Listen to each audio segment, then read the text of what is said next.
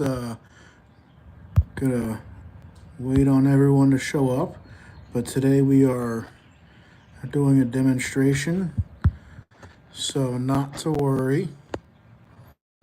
As well as uh, some fire cakes. We did a few this morning over the fire. Some that we cooked on the coals, so that was pretty cool. So that was a lot of fun, and then of course we did the the ale braised sausage right there.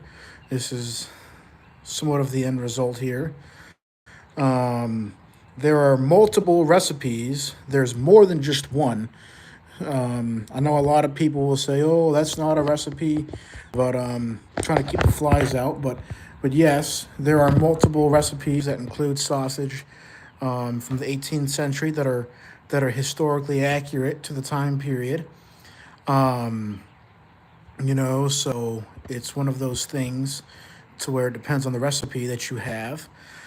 Uh, this recipe called for potatoes, as well as some onions, and uh, as well as some other items that were on the recipe list. The receipt. As you can see here, I just some of these items and stuff for lunch. So that was the pretty much our day. Really, really, really good food. As far as one of the questions that we got so far today is the ale brand. Um, I mean, I guess it all just depends on what you have on hand. The brand that we used was just the regular old John Adams ale, and we just poured it into the pan with the sausage right as it was about to cook. Um, so pretty much just you know put small little slice marks into the sausage. You don't obviously cut through the whole sausage. Tiny little slices into the sausage itself, so the ale can soak into it, and it makes it taste a heck of a lot better when you do that. So because it just soaks it in, and at that point you're cooking off the actual alcohol itself, um, but you're more so getting the flavor of the ale that you're using. Um, so that's something to consider. As far as the onions and potatoes, I mean, you can get that at your local grocery store, which is nice. So you can use that in your one of the recipes. And as I mentioned, there are several different recipes that you can use. There's not one specific one. Sausage. Some of the sausage recipes are derived from German heritage, especially in the 18th century here in the colonies, which is great. Now for those that are just checking in, don't forget to like and subscribe to the channel. We constantly upload videos throughout the day, throughout the week. We're doing a number of things. We do battle reenactments. We do all kinds of other cooking demonstrations as well. Today, we just happen to be doing a cooking demonstration here at the Kings Mountain Historical Museum here in Kings Mountain, North Carolina. Um, but anyways, again, I wanted to do that particular recipe with the sausage because it was something that I haven't done this particular version of a sausage recipe. Although I have cooked sausage before, just not with this particular recipe. And the second recipe that I made, or the second food item that I made today was, and it goes by several names. But this particular name that I'm going by is fire cakes. Um, but it does go by, I think, like Johnny cakes and or ash cakes, and you literally cook them on the hot coals. Um, and pretty much that's something that they made in the 18th century as well. Now, the reason why I picked cooking the fire cakes or ash cakes is because today here at the museum they have an author coming in at around 5 o'clock in the 5 o'clock this evening to do a talk on the book that they wrote, which they wrote a book on the Battle of Kings Mountain, to that extent, and I figured what a way to complement that event by making foods that the Over Mountain men may have eaten leading up to the Battle of Kings Mountain. So with that being said, I did some research as far as what kind of uh, things that they may have eaten within a day or two of them having that battle on Kings Mountain battlefield. Um, so some things that they would have had were ash cakes, fire cakes, or Johnny cakes, and there is a written documentation of someone having cattle. Another situation was someone had found pumpkins. Um, Now, just because one person had pumpkins doesn't mean others had pumpkins. It just means that there was a documentation in someone's journal that they had pumpkins. That person had pumpkins, so they may have shared pumpkins with someone or with other people, or at least had pumpkins with them. Um, Now, there was also some venison, some deer.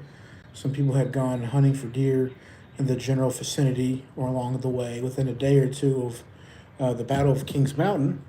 Um, Someone also had had cattle.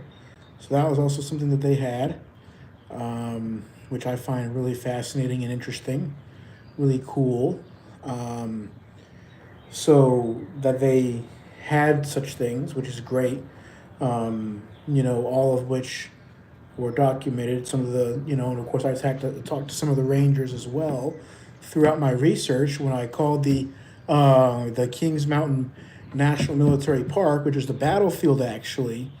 So basically, I did some outside research from them as well as some online research, and I found that pretty fascinating. Um, Here, just having some visitors and also the some museum staff coming through and looking at this wonderful stuff here, and all that sorts, and the sausage and ale and stuff. So a lot of cool stuff going on here. But yeah, so I did some online research as well as some uh, research through the Kings Mountain National Military Park, and the research led, to me choosing to do ash cakes, and to that extent, as that was an item that I felt was not as well known. Yes, people have heard of ash cakes, or Johnny cakes and things like that that are really, really, really simple, but not as many people necessarily know about it too, like or like not like a large amount of people know about it. And I found that pretty interesting. Um, it's not that it's not public knowledge; it's just not something that a lot of people know. Um, and there's different names for one particular item, so that's something to consider too. Um, and of course, um, there's a lot to consider with that. So some of the research that I have come up with led me to that. And the battlefield was really kind enough to discuss with me, and stuff in person and over the phone, and give me some information, or at least point me in the right direction of where to look, which is really nice. So hats off to the Kings Mountain National Military Park for some of the research that I was able to get through them as well as on my own, and they pointed me in the right direction to do so. But in other news, one thing that I found interesting, now I'm not saying that it didn't happen, But one thing that I did ask the Kings Mountain National Military Park was, did they happen to have chicken? And within a day or two of the battle, or like within like a few days of the battle, and of course, I'm not saying that it never happened, but they told me that they weren't able to find documentation that supported that. But that doesn't mean that it didn't happen. So there's multiple ways to think about that. That just because it isn't documented doesn't mean that it didn't actually happen. But as I said, some of the things that are documented is that they did have some venison. They did have things like ash cakes or Johnny cakes or fire cakes, like what I made today. Now, as far as the terminology, I know that sometimes, as I mentioned, certain items go by several different names. Whenever I use a particular, not necessarily recipe, but a particular recipe, I tend to try to call it what the recipe calls it. And I know that it might come off as confusing to some people. It's like, well, that recipe sounds exactly like this recipe, and it's like, yes, that is absolutely true. It is the same exact recipe, but it's called a different name, and that is the case with fire cakes, because they can be known as Johnny cakes and stuff. That's what I find fascinating. But again, for those that are just checking in, we are doing a cooking demonstration here at the Kings Mountain Historical Museum, and that's the fire that I was cooking over earlier. I'm kind of letting it simmer down. It's 2:02 here in the afternoon, and the event ends at around 5, so I'm kind of letting the fire go out a little bit though. But anywho, this is the museum here, a really great museum at that. They have a lot of great things going on here. This is one of the cabins here that they have on site here. This is the setup that I have here inside. And then it's a really great site. This is one of my favorite sites to come by. It's relatively close to the general vicinity of where it's in the outskirts of Charlotte.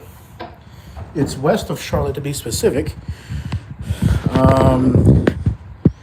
And all that stuff. But anyways, there's all kinds of cool things going on here.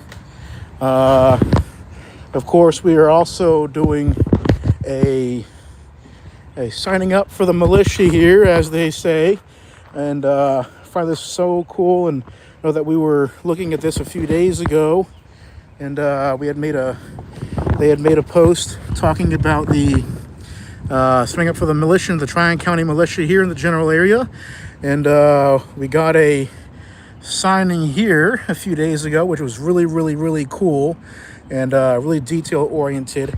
I find that to be something that not as many sites will actually do, and it's personally signed by our museum director here, and he put in a lot of time to do this. And sometimes you'll have places that will just do a generic name, but he personally signed it with his own personal name, which is cool. Really, really detailed.